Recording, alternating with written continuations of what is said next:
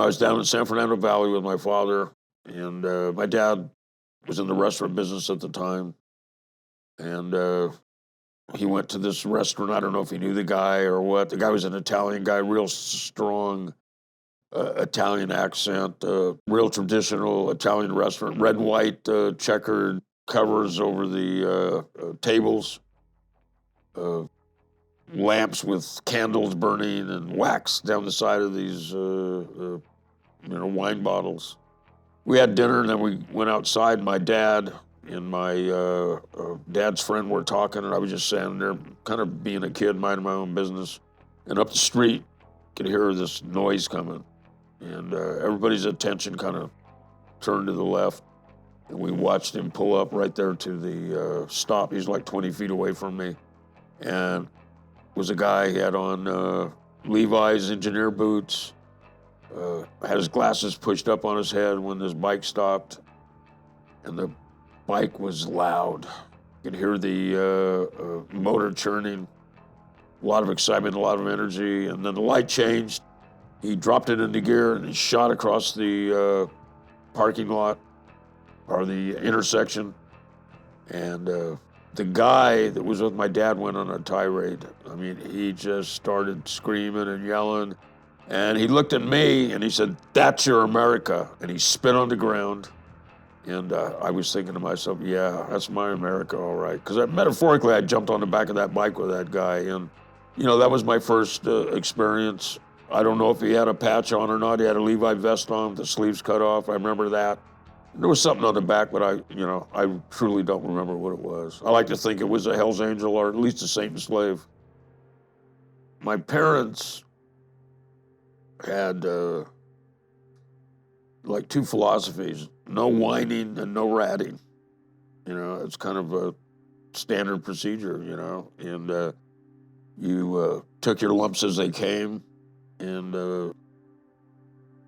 they're very proud of their Greek heritage. But one of the things that always was a question in my mind, and I never really addressed it with them directly, was why did they change their names? Now, was it a mistake like in The Godfather, when Don Vito, goes through customs? My parents, both of them, they came in, Ellis Island and Blajos. I've heard Blajos Polos. I've heard different variations on what the name actually was. But it wound up, Harry Blasey, my grandfather, came first. He was a shoe repairman. He established himself and waited for my grandmother to come because they were betrothed to each other. They didn't know each other that well. And my grandmother got on the boat in Greece. She was 12 years old. And she took the boat right here. She got here, she was 13. She married Harry and Helen. They made their way across the country.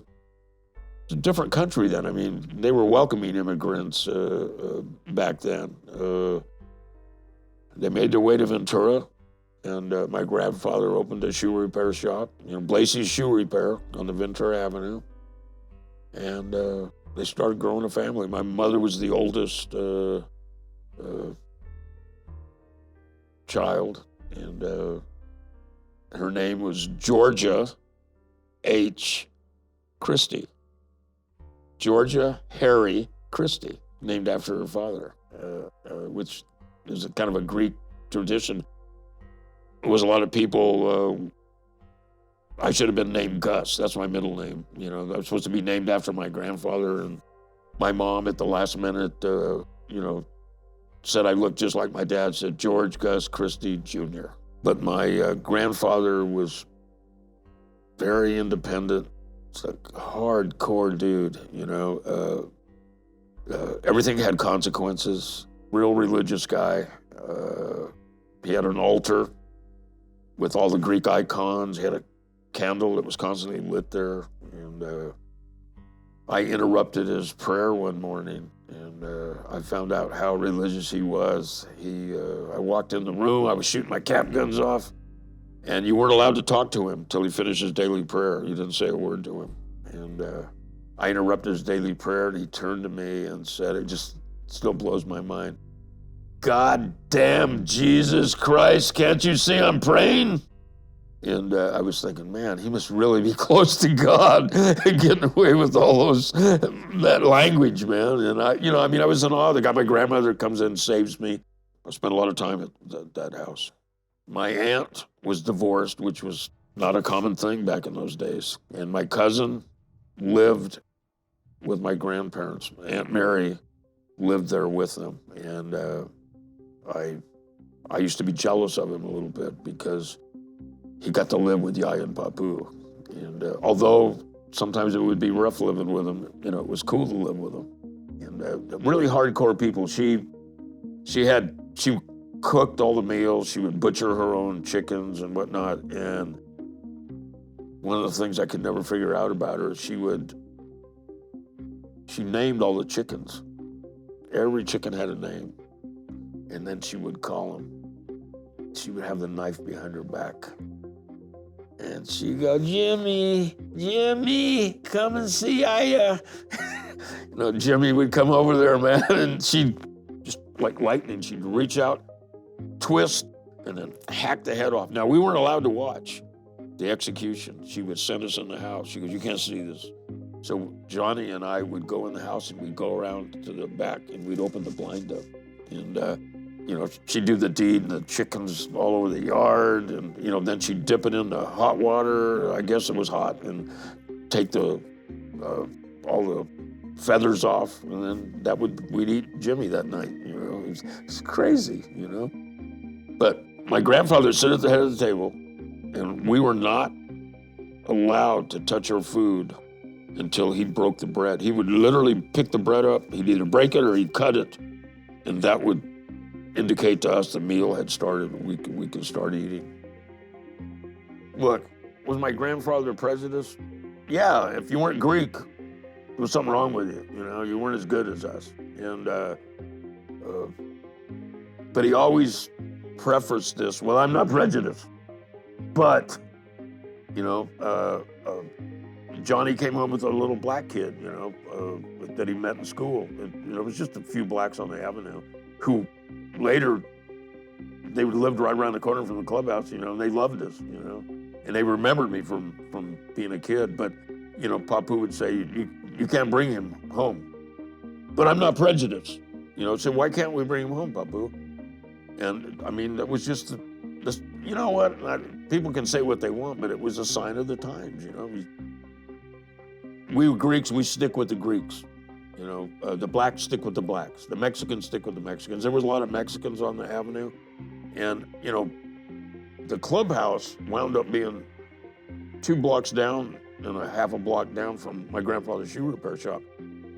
So I was very familiar with the avenue. I was brought up there.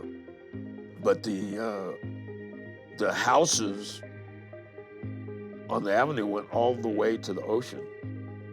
There were houses right on the ocean, and when I started surfing, we used to hang out at a house, and I was just talking to Blinky. He's a local surfboard shaper. He just was inducted into the Shapers Hall of Fame for surfboards. It was a guy that kind of ran the house. It was called House of the Rising Sun.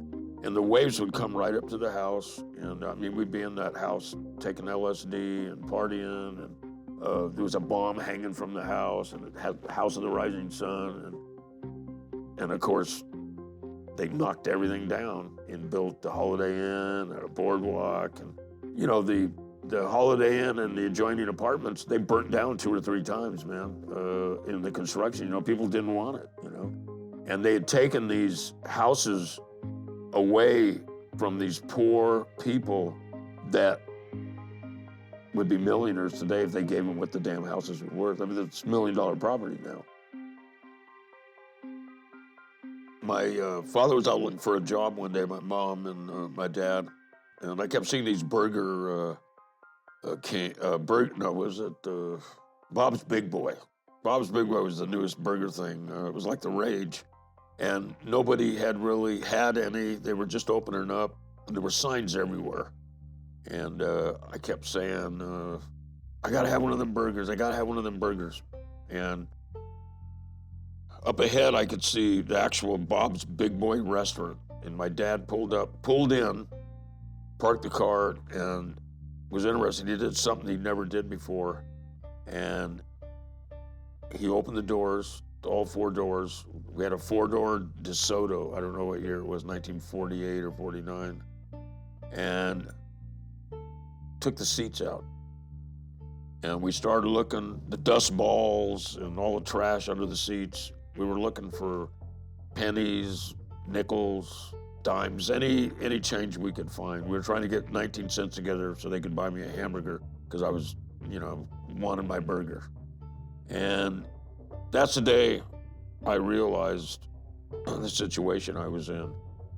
People were stopping and kind of looking in, seeing what we were doing. They were laughing. I was laughing. I thought it was cool. I'm on a treasure hunt, trying to get some money.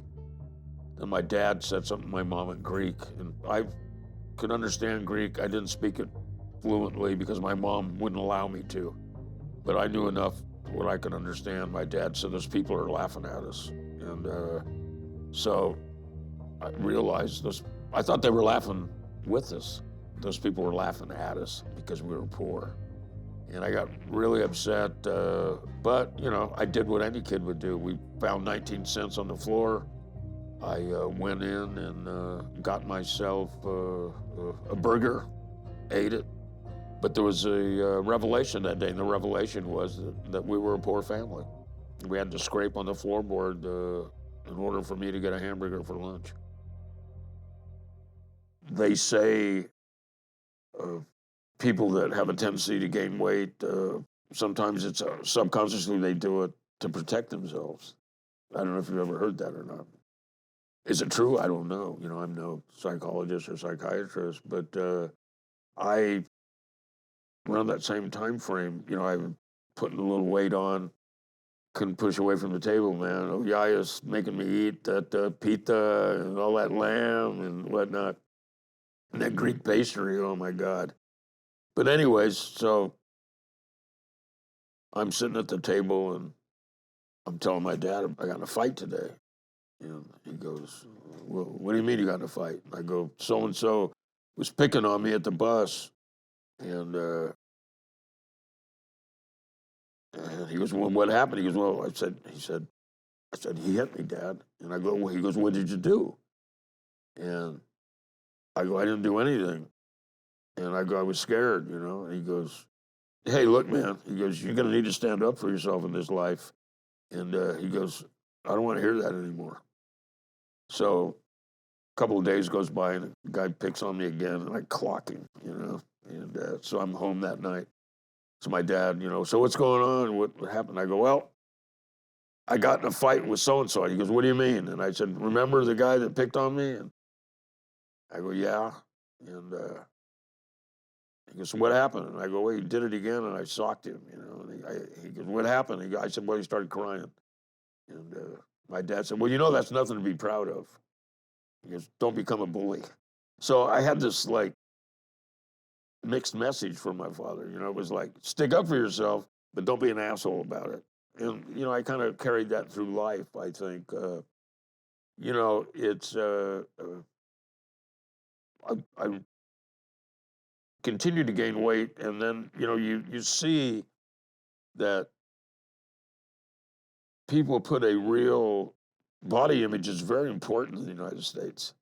Really important, and nobody likes to be ridiculed and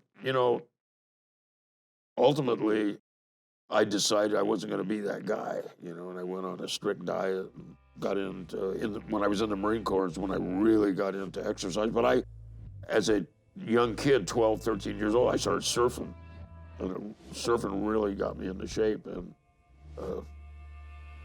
that was my introduction to some outlaws.